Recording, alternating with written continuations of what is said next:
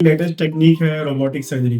Traditionally कोई भी operation किया जाता था और वो ओपन मेथड से, ओपन मेथड में चीरा लगा करके जो कंसर्न्ड ऑर्गन है जहाँ पे प्रॉब्लम है वहाँ जा करके उसको ट्रीट किया जाता है। जैसे स्टोन निकालने किडनी का, तो चीरा लगा करके किडनी तक जा करके स्टोन निकाला जाता था।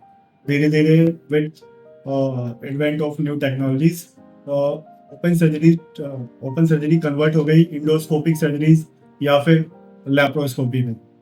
अब जो है ये लेटेस्ट एडवांसमेंट है लैप्रोस्कोपिक सर्जरी का, और नेक्स्ट स्टेप है रोबोटिक सर्जरी।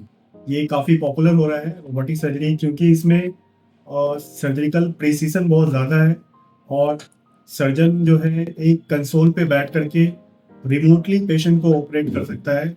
ये मास्टर एंड स्लेव प्रिंसिपल पे काम करता है। ऐसा नहीं है कि रोबोट ऑटोनोमसली किसी पेशेंट को ऑपरेट कर रहा है।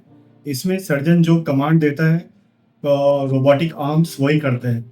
ये लेप्रोस्कोपी का एडवांस फॉर्म है। इसमें क्या करते हैं हम, पेट में छोटे छोटे होल बना करके पोर्ट्स डालते हैं, फिर उसको कनेक्ट कर देते हैं रोबोटिक आर्म से, जिसे हम लोग डॉकिंग कहते हैं।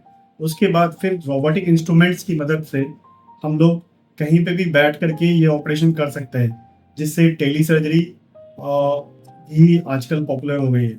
तो रोबोटिक सर्जरी के फ़ायदे क्या क्या हैं? रोबोटिक सर्जरी का सबसे ज़्यादा फ़ायदा है कि कॉम्प्लेक्स सर्जरीज़ जहाँ पे लैप्रोस्कोपी के इंस्ट्रूमेंट जो होते हैं, रिजिड इंस्ट्रूमेंट होते हैं, उसमें सर्जरी की प्रेसिशन थोड़ी कम हो सकती है, या सर्जन का फटीग बहुत ज़्यादा हो सकता है, टाइम बहुत ज़्यादा लग सकता है। वो सारी सर्जरीज़ बहुत ही आसानी से रोबोट द्वारा किया जा सकता है। लेकिन पहले ये अफोर्डेबल नहीं थी, क्योंकि इसका जो मोनोपोली था वो वेस्टर्न कंट्रीज़ की कंपनीज़ के हाथ में था, जैसे कि दा विंसी वगैरह। लेकिन अब हमारी इंडियन कंपनी है एसएसआई मंत्रा, उसके आने के बाद जो है रोबोटिक सर्जरी धीरे-धीरे इंडिया में फैल रही है।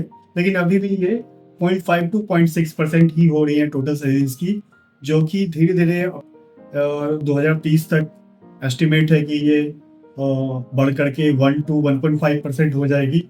तो फिर जो गरीब लोग हैं, रिमोट इलाके के लोग भी हैं, उनको भी रोबोटिक सर्जरीज़ का फ़ायदा मिलेगा, जिसमें जल्दी रिकवरी होती है, ब्लड लॉस कम होता है, सर्जरी के रिज़ल्ट्स बेहतर होते हैं।